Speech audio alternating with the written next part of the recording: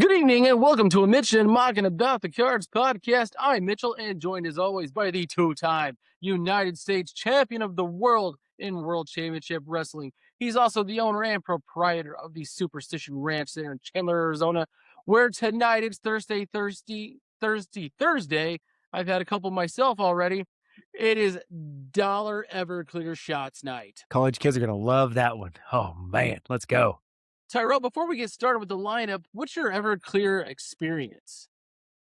It was my first drunk ever. My grandpa spiked the punch at my cousin's wedding, and I did it with him, so I can't say anything that I wasn't involved in it. But I drank, I think, like he gave me I did a shot of it, which was a horrible idea. And I think I drank 3 cups of the punch, and I was well lubricated. Everclear. Bad decisions all the way around. Always. I think I It's a spent tick. It's a TikTok trend now. Kids are drinking Everclear again, and they're recording their reactions. the reaction is it's horrible and it burns all the way down and it's rubbing alcohol. Don't do it. It's worse on the way back up. Oh, yeah. Yeah. Oh, oh, oh. Whew. Oh, yes, it is. Just drink whiskey like a man. There you go. You're gonna need a drink after this past week, Tyrell. The Texas two-step did not go well for St. Louis. 2-1 game on Monday. McGreevy pitched very well. Jacob deGrom pitched just a little better. 5 hits, 1 run for the Cardinals. On Tuesday, a 7-4 loss. The bullpen kind of imploded there late. Wednesday, though, a little better, a 5-3 win where they kind of held on towards the end. What was your kind of thoughts on the Texas Ranger series? They looked flat the first 2 games. They had a little bit of fire the third game. I did not like how they looked. I like how our pitching staff looked. Our offense looked horrible. But McGreevy did good. May tied his season high with 9 strikeouts, pitched really good, increased his trade value. And I liked the last series. I was outside. It came back in. It was 3-1, and I was like, all right, here we go. Now we're finally getting a little bit of juice back in there. It was kind of interesting to see Mason hitting leadoff because you've seen JG there so much throughout the season, and then having him hit. But he's on a little bit of a hit streak. Walker did not look good those first 2 games, swinging at just bad pitches all the way around. Kind of got it back together there in the third game, but he was also like doing the ABS and trying to get some. So you knew he wasn't seeing the ball well. But once again, hey, you had Burley comes through in the third game to help us out. Jordan Walker's in 125 with no extra base hits in his last 10 games. Is that a sign to be concerned? No, I'm not as concerned. I think he's figuring it out because he had that CNI single earlier. The ball's not hitting as hard. I think he's just having to readjust. And they always go through this. They go through the ebbs and flows. He's been hot through the whole season so far. He had a little downturn earlier, about 3 weeks ago, but I think he's going to bounce back. I think he's going to start seeing the ball well again. And even he said it the other night when he finally got on first base. If you read his lips, he said, "Thanks effing God," when he finally got that first hit. And baseball is really mental too. I mean, it's one of the few sports, if the only sport, where if you're 3 for 10, you're a Hall of Famer. I mean, you fail Mhm. 7 times. It's a Yeah. failure sport. Yeah, and you can very much get in your head. I mean, look at Chuck Knobloch with those yips, and Rick Ankiel, classic example. Yeah, as soon as it gets in your head, and the harder you push and harder you struggle, the more you're going to strike out. And you could see it. He was swinging at the balls that he used to the last 2 or 3 years. That outside slider would get him every time, and he was swinging at that ball again. And I was like, I thought you were over that, but tendencies tend to come back, and bad habits usually do too. But he started to put it a little bit together that third step, about that second at bat of the third game. Baseball players are notoriously superstitious. Does he need the Jason Giambi gold thong or the Mark Grace larger woman, so to speak, to kind of bust out of the slump? I Hey, you know what? Hey, you know what? Sometimes you go to hog hunting. Ain't no big deal for it. I think he already's got some of his superstitions because he does every time he gets 2 strikes, it's well, I'm backing off right now. I'm taking my time out. So it's every 2 strike he gets. So I think he is a little bit superstitious on that stuff. Get him a live chicken, something at this point, like they do in Major League. Yes. Bucket of Don't touch Joe Boo. KFC, something. Get Joe Uh, Boo his rum. He needs something at this point. This weekend, though, the last place Cincinnati Reds are in town. The Reds 31-30. They are, again, above 500, but in last place in a very good NL Central. Brady Singer, Kyle Leahy on Friday night. Saturday, Ricky Lodolo against Matthew Liberatore. And then on Sunday, we've got Lauder versus McGreevy. McGreevy 3-5 with an ERA of under 3. How do you kind of see this series going? I think we sweep them. Like it's full sweep, but and I think it's going to happen. But I also want to know if Dobbins is going to pitch because they've already said they don't want to change him from being a starter. So I'm not wondering if they're going to try to like wing him into one, push him into one of these starts maybe too. Would you bump? They had a day off today, Thursday. Would you bump everybody back a day and give Dobbins a start, or even piggyback him with Kyle Leahy?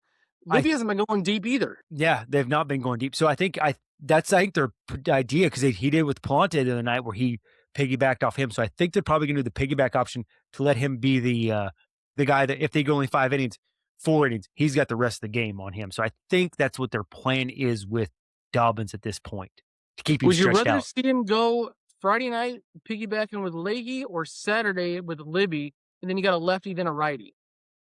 I think I go with Libby because you're going to see a difference in there, but also sometimes that don't work. Yeah, you saw it the other night after the Rangers brought somebody in. The Cardinals started hitting the ball when that righty left and the left-hander got in there. He started seeing the ball a little better and could hit a little bit.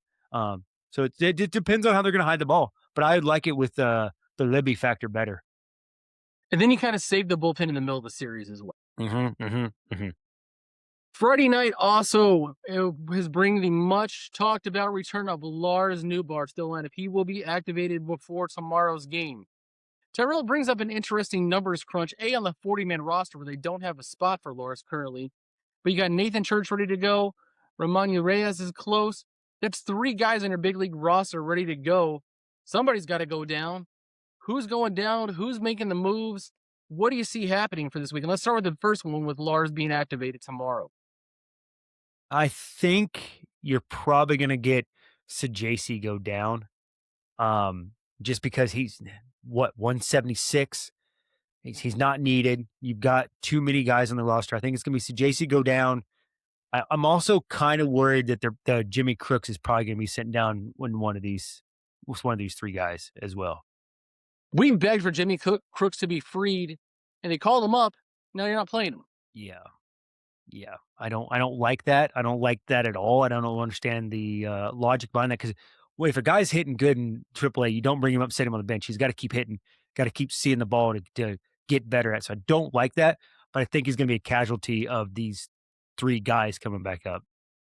You're going to have to make a 40-man move at well. Let me suggest this to you. They go and activate Ramon Rios tomorrow as well, and then DFA him, which opens up the 40-man spot. He really doesn't serve a need on this team. There's backup middle infielders for days. He's got a solid glove, but he's not part of the long-term future, and more on that later in the show. But that solves your problem. Yeah, 2 for 1, essentially. see that happening because they signed him late in the spring training to fill that hole.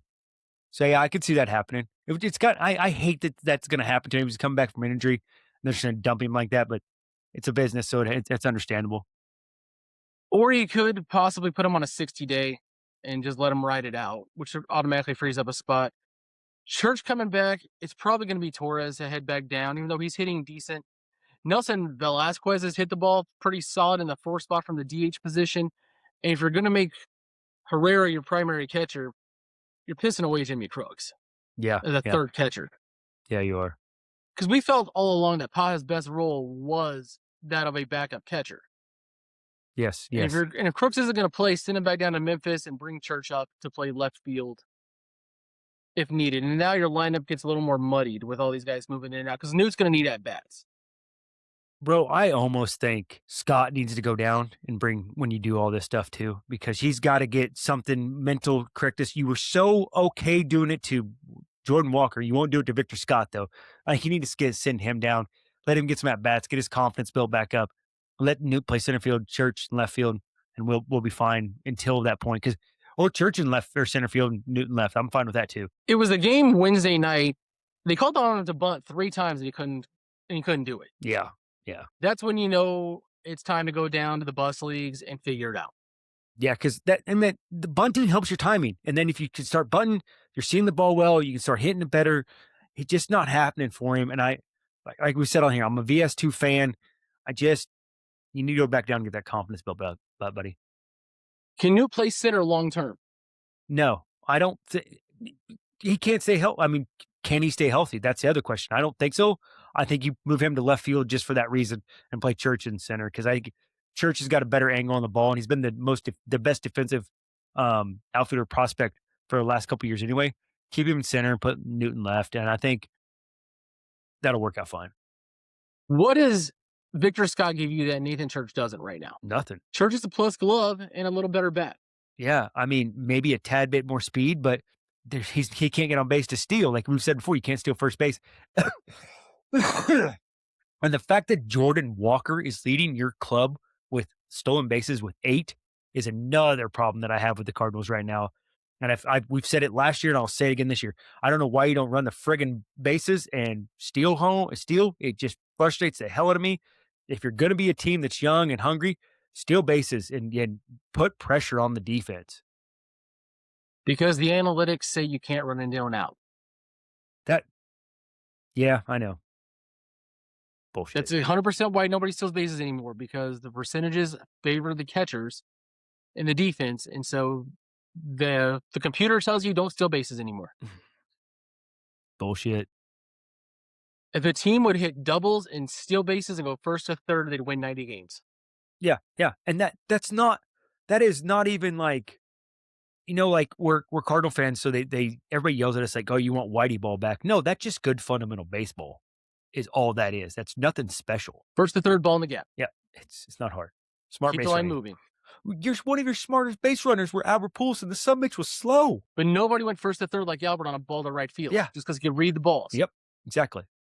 And he scored so many times second to home on balls he had no business scoring because he had such a great jump and a great read and a knowledge of the opposing defense's arms, etc. Speaking of the numbers crunch, this is interesting. Saw this on X. Ivan Herrera was 0 for 15 in throwing runners out before the arm surgery. He had the surgery. Here's what he's at now, Tyrell. 0 for 15. I'll say over 15. He's 0 for 15. So it's a curious case for Ivan Herrera. Your best prospects are catchers. Herrera can hit. That's not a problem. But behind the plate, you might as well just let the guy have second base and move on with your life. What do you do long term with Ivan Herrera? I think it also depends on what you think you're going to do with Burley, because I think the only option you have is first base with him. So is Burley going to stick with you, or are you going to go with Herrera? I think that because he's not going to play left field because he's not a good defensive, and you need a little bit of an arm to get in and out of there. So I think he's either going to be full-time DH or he's going to have to transition to first base. I think right now you got a ton of guys who can DH. But at some point, he's going to need to play somewhere in the field, right? Mhm. Or are we content just having him hit 280 from the DH spot? St. Louis has never had a full-time DH. They've always just ran guys in and out. Yeah, because they like that lineup flexibility and everything it does for them. But you've got a Ronel Rodriguez who's probably 2 years away. And you've got Crooks now. And Leo Barnell is probably a year away. Your 3 best prospects are all catchers. You got to make room for him somewhere. Put him in left field then. But yeah, I don't know. Your best position prospect is Josh Baez, and where's he going to go? Yeah, I know. Now that you say that, I don't know. Like, you're right. And, I mean, you can't – Burley's just as good a hitter. I mean, he's inside out. He's a singles hitter, doubles hitter. He hits home runs. And he's playing a really good first base, so you can't, do that. I mean, it is a curious case. And Herrera, they've been touting Herrera for several years. Back when Molina was still here, they were touting him as in he wanted to be the next Molina because that's what he wanted to play. So that's why he wears 48. So it is very curious. I don't know what I don't know what you're gonna do with him. Put into the comments what you would do with the catching crunch. Tyrell, I've seen this a lot. We've talked about this since the San Diego game, where they blew the game in the ninth on the Castellanos home run, who has since been DFA'd, by the way. It seems like the fun is gone. It seems like they're pressing a game. We're getting that annual Cardinal June swoon that we got every year, even during the La Russa era. I mean, they were gangbusters April, May. limp along till the All Star break, and then at least with the LaRussa teams, could turn it on after the break. A young team right now just seems to be struggling to find its way. We were excited about the possibility to go 10 games over. Now we're just hoping they get back to 5 this weekend. Is the fun gone? I think right now it is. I think you're right. I think the allure and the early success has probably gotten to them a lot to where they're really trying to press and trying to stay in a winning ball game and rather than just having fun because that's what got them here, and they've kind of forgotten that. So they are trying to press and I think the tarp sauce kind of helped a little bit bring it back, but it that didn't last that long. The fans are enjoying it, but I think the players have it's not as fun for them anymore on that aspect. So I think they've lost that luster. So I I think that you're right. We're in a June swoon. They probably need a break. They probably need a little bit more rest because they do have a younger crew, and not all of them play. Or hell, Weatherhold had played 162. The Church hasn't. So I think a little bit they're getting that little bit of this is the grind is starting to set in on them. It's not even hot yet in St. Louis. It's supposed to hit 90s later this next week, but it hasn't even been scorching hot yet. And the kind of grind hasn't really even happened. It's about to hit. What's it going to take to get the fun back? Is it going to take a sweep of the Reds? Is it going to take a win in a 7 out of 10, an 8 out of 12, something to get it back? Or is this who they really are? I also think a lot of the fun went away when Walker stopped hitting as good as he was because he's not all smiles anymore. I think he's a lot of the fun of that group too. So I think once he started pressing, a lot of fun went away. I think a sweep, and I think that Cubs deflated them a little bit. Even though they won the series, I don't think that series went the way they thought it was going to go, and they didn't. I don't think they enjoyed that. And the bullpens kind of came around. I think you're going to need a sweep. I think you're going to need to win, go on a winning streak to get your confidence built back up and start having that fun again. You know who's a fun guy, Tyrell? Lars Newbar's a fun guy. Yeah, super fun. Big smile, looks real good walking back in from the dugout after striking out on 4 pitches. Maybe can he be the instigator to get the fun back? No, because he's not. He's going to have to play his way back into shape and everything. So no, I don't think so. And he's not a part of the future. So the fact that we're so excited, I mean, I'm not to see Lars Newbar come back. Like I don't understand that, but maybe a little depth in the lineup. The only thing of doing will help it out a little bit because what did we say last episode? They've got the best 1 through 4, but the worst 5 through 9. So maybe Correct. bringing that length in that lineup a little bit, maybe will help them get a little bit of that fun back and a little luster, get a little bit, it's not all on the top 4. Could you maybe see Jordan Walker going 3 for 5 with 2 dingers, bringing it back this Oh, weekend? God, yes, I'd love it, and one of those dingers have to be with, like, 2 runners on, and I mean, it puts you go over the top, like, say it's a, 3 or, a 2-1 game, and then suddenly, "Hey, here we go, we're right back on the Now board." it's 4 to Now it's 2. 42, yep, Bush is rocking. yep, yep. And we've kind of gone over several different names tonight. I'm going to give you names, and you can explain at the end kind of what you feel. But this is called buy, sell, hold. Buy means they're part of the future in St. Louis. Sell means take what you can for them. Hold means haven't seen enough yet. And we're going to talk position players tonight. Sunday night we'll go through the pitching. Number one, Alec Burleson, Hold or buy. JJ Weatherholt, Oh, buy. Nolan Gorman, Sell. Mason Wynn, Hold. I have Nathan Church, hold, Victor Scott, sell. Jordan Walker, I am buying all day long. Ivan Herrera, I'm gonna buy. Lars Newbar, I'm selling. Jimmy Crooks, I want to buy because, like we've said, you got to buy. Thomas Ajacey. This is a tough one. I'm gonna hold on to JC. Pedro Pajes. Sell. I did not put Jose Firmino or Brian Torres on the list. They're nice pieces, but they're not future pieces. They were really easy. My list, JJ Walker win, Herrera and Burley were my buys. Even though with an asterisk, the right price, I would probably trade Burley. My hold was Church. Just to see enough. Your holds, kind of run through those on what you kind of need to see more of. Haven't seen enough of Church. I don't know what he really is yet. I know he's a good defender, but I want to know what you are off the bat. Like the glove plays, which is fine, and I'm cool with that. But uh, this lineup needs more than that. They need a bat that's going to hit 260, not 230, maybe 270. Like, and I know baseball isn't that way um, very much anymore uh, on that. So JC, I don't think he's given enough run. I just don't. He's intermittent, and we know young players have got to see the ball to get better. And I just want to see him get a good long run like we given Nolan Gorman. Give him a run. Let's see what he can actually be.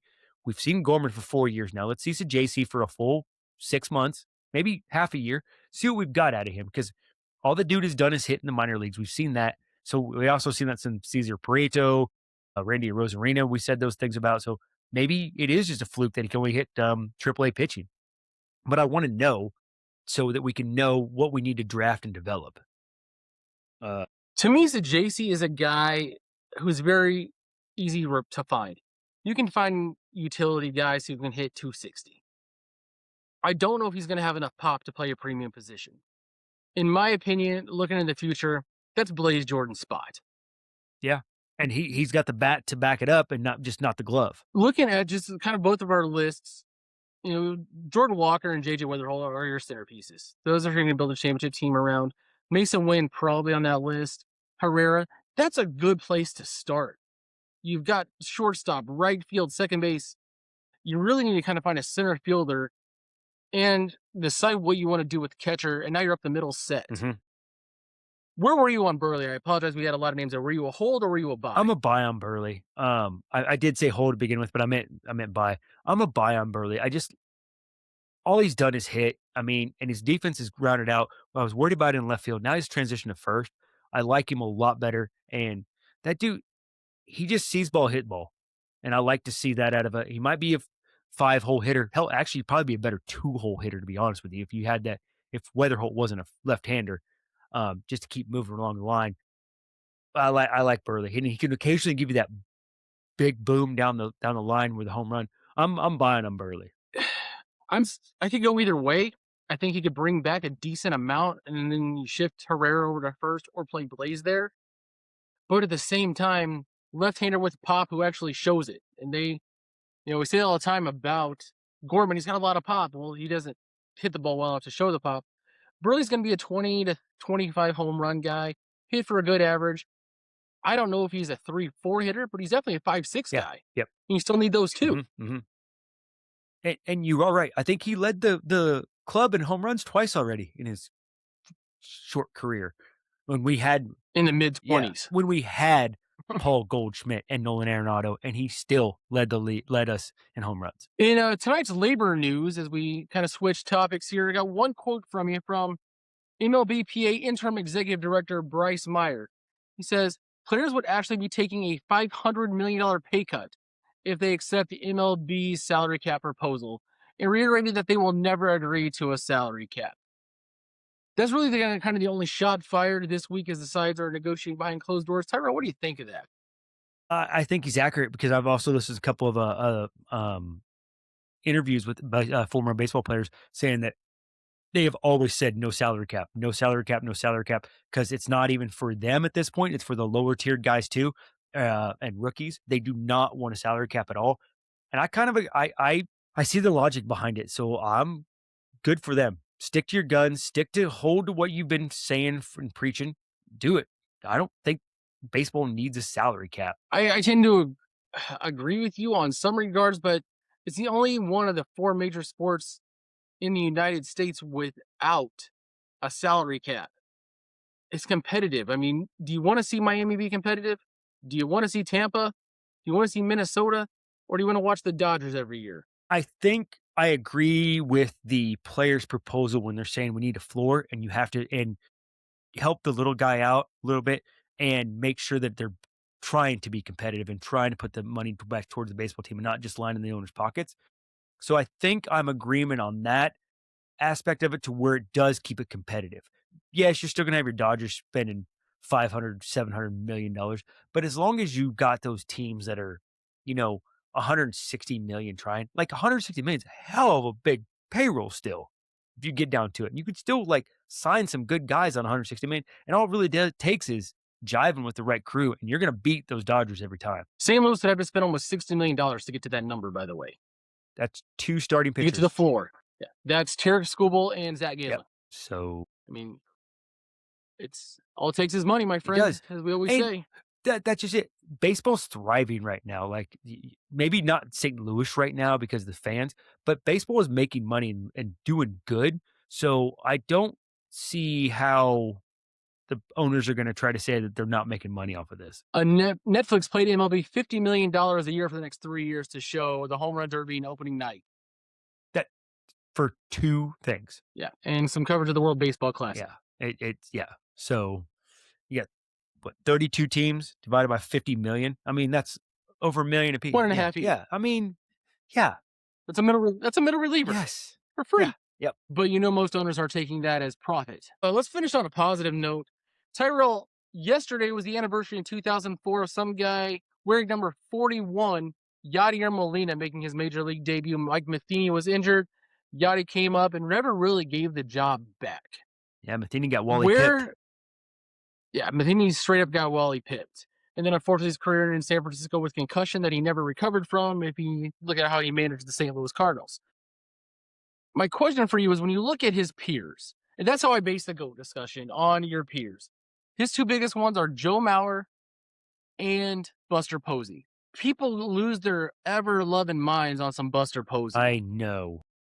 Where would you put Yachty in the conversation between the three of them? I'm always going to put him first, just because he was the standard for the defensive catcher for that generation, and the amount that he put in to controlling the running game, the defense, the pitching staff, everything that he was doing was Hall of Fame worthy, and you knew it from a young age and watch him. His bat started to come around, but you always knew defensively he was Ozzie Smith at the catcher position, just like the greatest. And you can tout Buster Posey all you want. I do not think he was as great as Yadier Molina. Posey did win an MVP in 2012. Yachty's highest finish was in 2012. I think Yachty finished fifth. Posey has 3 rings to Yachty's 2, but Yachty circles him multiple times in the Gold Glove. Yeah. And he had the longevity too. So Yachty wins on longevity. Posey was out quick. What happened in 12? There was something. Posey hit 336, 24 home runs, 103 run, and drove in 103 runs to win the MVP that year. Yeah. See, that's that. No, I think there was. I think there was something else that should have been. I don't. If I remember that right, I didn't think he was the Hall of or the MVP of that year anyway. Posey. I don't think he. And it's probably because I have a bi. I honestly will say this out loud. I hate the San Francisco Giants more than I hate the Chicago Cubs. Just That's saying yes, something. just because of those years that they knocked us out of the playoffs and 13 or 12, and we had to watch that crap. And I'm like, I hate you so much more. Every time the Cardinals would be out, the Giants would win. And I hate the San Francisco Giants so much more than the Chicago Cubs. So this is interesting. I pulled up DNL voting from 2012. Yachty finished fourth, by the way, distant fourth. Posey had 422 total points, 27 first place votes out of the 32. Ryan Braun finished a very distant second. When you look at the numbers, Braun that year hit 41 home runs with 112 RBIs and hit 319. Yeah. The only stat that Posey beat him in was batting average at 336. And the WAR was 7.6 to 6.9. Braun had more runs scored, 13 more hits. And I'm not a Brewers fan, but Brian Braun got hosed that year, my Yeah. friend. Yeah. He did.